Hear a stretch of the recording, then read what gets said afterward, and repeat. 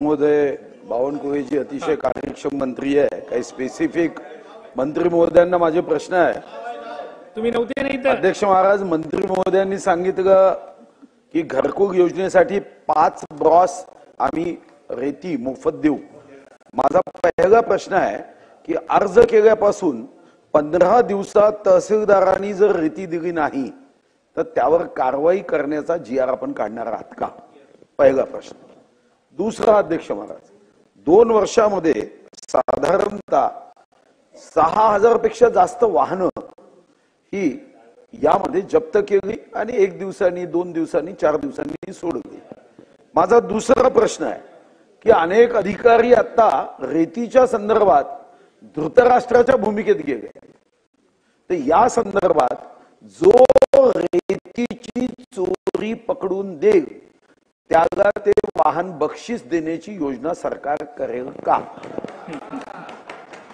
हा, म्हणजे मग काही लोक सरकारला एक मित्र म्हणून काम करतील, अन्यथा काय? आणि तिसरा प्रश्न आहे की अध्यक्ष महाराज, खर तर कधीतरी म्हण लहानपणी शिक्षक सांगायचे, प्रयत्ने वाळूचे कण रगडता तेलही निघे. आता प्रयत्ने वाळूचे कण चोरता भरपूर धन निघे. माझा मंत्री महोदयांना स्पेसिफिक प्रश्न आहे की या संदर्भामध्ये आपण एक पोर्टल करणार आहात का? आमदार म्हणून आम्ही तक्रारी केल्या तरी अध्यक्ष महाराज काहीच करता येत नाही. दुर्दैवाने तक्रार करणाऱ्यांवर हमले होतात आणि चोरी करणारे मात्र हे अधिकाऱ्यांच्या हृदयामध्ये राहतात. अध्यक्ष महाराज, यासाठी मंत्री महोदय झुंजार आहे, त्यांचं भविष्य एवढं उज्ज्वल आहे. आता आम्ही सूर्यास्ताच्या दिशेने निघालो आहे, ते सूर्योदयाच्या दिशेने निघाले आहे. अध्यक्ष महाराज, मंत्री महोदयांना माझी आग्रहाची विनंती आहे की घरकुलांचं स्वप्न पूर्ण करण्यासाठी 15 दिवसात जर घरकुलाचे पैसे दिले नाही किंवा घरकुलासाठी रेती दिली नाही तर 15 दिवसानंतर तहसीलदारावर कारवाई केलीच पाहिजे. मग पहा, धृतराष्ट्र सुद्धा कशा पद्धतीने अध्यक्ष महाराज जागे होतील हे करणार आहे का? सुधीर भाऊने अत्यंत महत्वाचा राज्याचा प्रश्न मांडला आहे. सुधीर भाऊ, 8 दिवसात जे आपलं वाढू धोरण येत आहे त्यामध्ये ही बाब अंतर्भूत करणार आहे की 15 दिवसाच्या आतमध्ये तहसीलदारने घरकुलाला वाढू उपलब्ध करून दिली पाहिजे, अन्यथा तहसीलदारवर कारवाई करण्याच्या वाढू धोरणाचा भाग आम्ही करणार आहोत. स्पष्टपणे मी त्याच्यात म्हटलं, कुठेही आम्ही त्या वाढू धोरणामध्ये जेव्हा तुम्हाला गरज पडली तर मी आपल्याला विनंती करेल, अजूनही वाढू धोरण हे कॅबिनेटमध्ये यायचं आहे, 2-3 दिवसात येईल.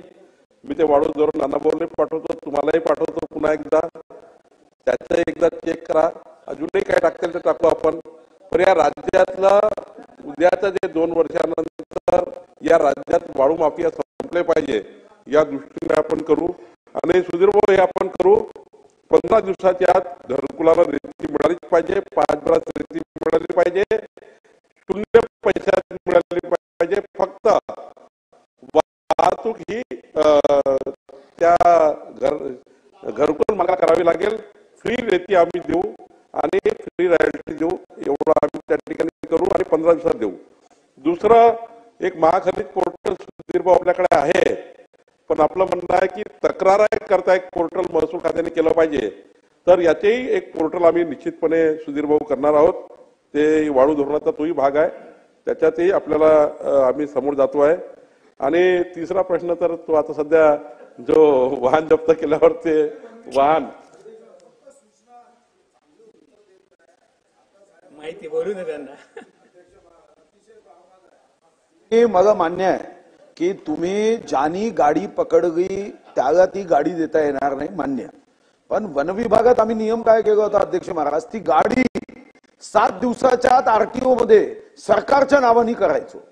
तुम्ही सरकारच्या नावाने गाड्या करा, या साऱ्या गाड्या JCB पासून सर्व हे सरकारच्या नावाने करा आणि तुम्हाला नंतर योजना करता येईल की बचत गटाला मोफत द्या, बाकीच्यांना द्या, रोजगार लाभेल ना. एकच माणूस रेती चोरी करून श्रीमंत व्हायचा.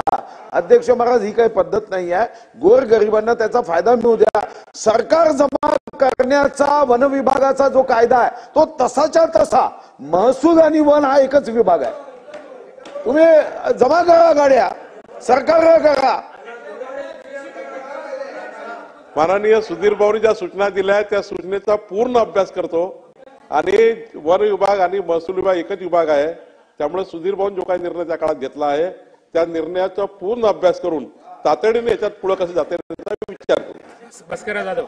अध्यक्ष महोदय, मला मंत्री महोदयांना सांगायचं आणि सभागृहाला पण सांगायचंय, असं कुठलं अधिवेशन नाही की ज्या ठिकाणी वाळू बद्दल चर्चा झाली नाही, असं कुठलंही अधिवेशन नाही.